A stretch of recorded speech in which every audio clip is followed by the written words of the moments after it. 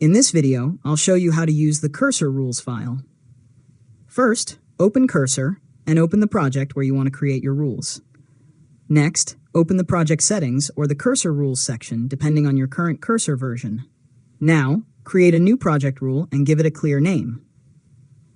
After that, write instructions that tell Cursor how it should work with your codebase, such as your preferred coding style, file structure, framework, or testing requirements. Next, make sure the rule applies to the files or file types where you want Cursor to use it. Now save the rule and return to your project.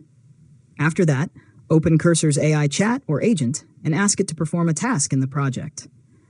Cursor can use the applicable rule as additional context when generating or modifying code. Next, review the generated changes and check that they follow the instructions you added to the rule. If the results aren't consistent, go back to the rule and make the instructions more specific.